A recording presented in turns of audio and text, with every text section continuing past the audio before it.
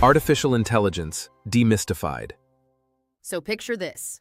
You're in a vendor briefing. Third one this month.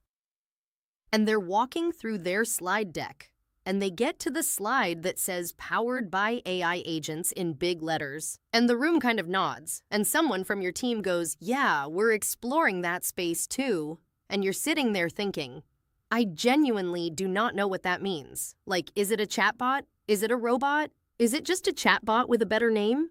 That moment. I know that moment. And the worst part is, you can't ask, because everyone else is nodding. Right. So today we're fixing that. AI agents.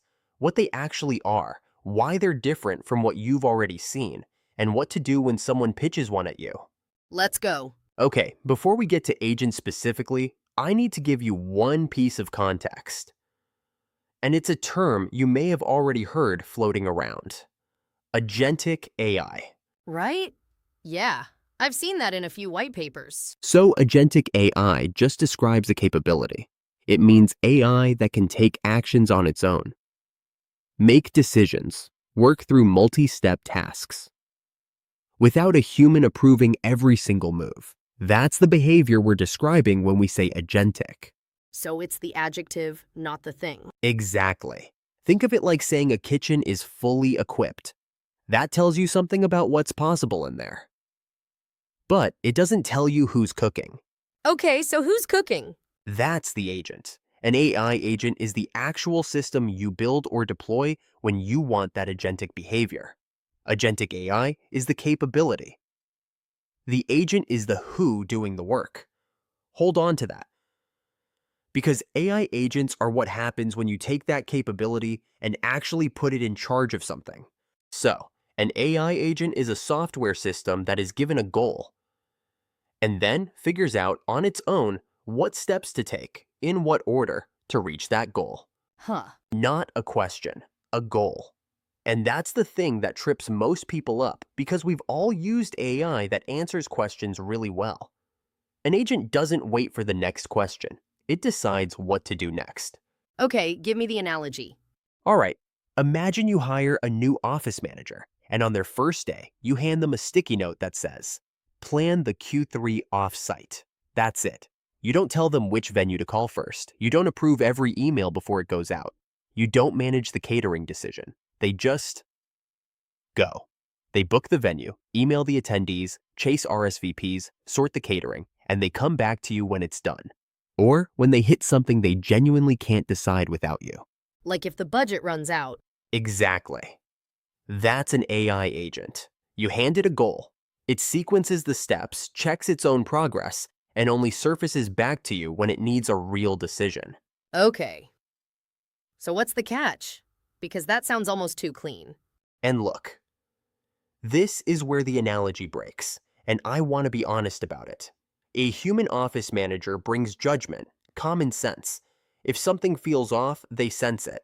An AI agent can confidently walk down the wrong path and not know it. It won't feel the wrongness. So the oversight piece. Building in checkpoints where a human reviews what it's done. That's not optional.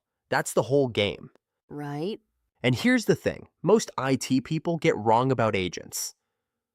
They assume it's just a smarter chatbot, something that responds better. But the key difference is an agent acts. It doesn't just answer. Okay, and I know this might sound like a dumb question. Those are the best ones. If I just describe what I want clearly enough, can't a regular AI already do all of this? What's actually different about an agent? No. And this is a really important distinction. A regular AI model responds to a single prompt and stops. It answers, then waits. An agent is wired to keep going. It takes an action, looks at the result, decides what the next action should be, and repeats that loop until the goal is reached. Or until it gets stuck. The difference isn't intelligence, it's persistence, and the ability to act on the world, not just describe it. So a chatbot tells you how to do the thing. An agent goes and does the thing.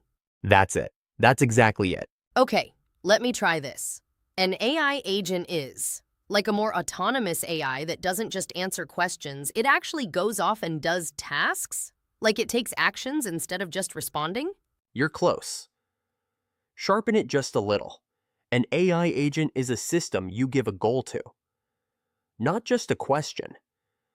And it works out the steps, takes actions, and drives toward that goal on its own. The difference between a chatbot and an agent is the difference between asking someone for directions and handing them the wheel. Oh, I'm writing that down. That's the one to use. Handing them the wheel. Yeah, that lands. Here's the scenario. A vendor is pitching you an AI agent that will handle your IT service desk end to end. Triage, routing, resolution, closure.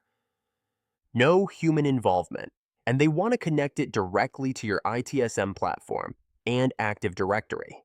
That means this thing can take real actions in live systems. Which is either impressive or terrifying. Both, honestly. So if someone pitches this to me, what's the one question I ask? What's the killer question? Tell me about a time your agent hit an unexpected situation it hadn't seen before. And walk me through every decision it made. Oh, that's uncomfortable. For a bad vendor, yes. A good vendor has that story ready. They know their failure modes. They've stress tested the edge cases. They can walk you through it. A bad vendor gives you a vague answer about robust guardrails. That's when you know the agent has mostly been demoed in controlled conditions. Next time someone says AI agent in a pitch meeting, I'm not nodding. I'm asking who's got the wheel and what happens when they take a wrong turn. And next episode, if agents are the ones doing the work, we're getting into the hands they use to actually do it. Tools and function calling. It's weirder than it sounds. See you then.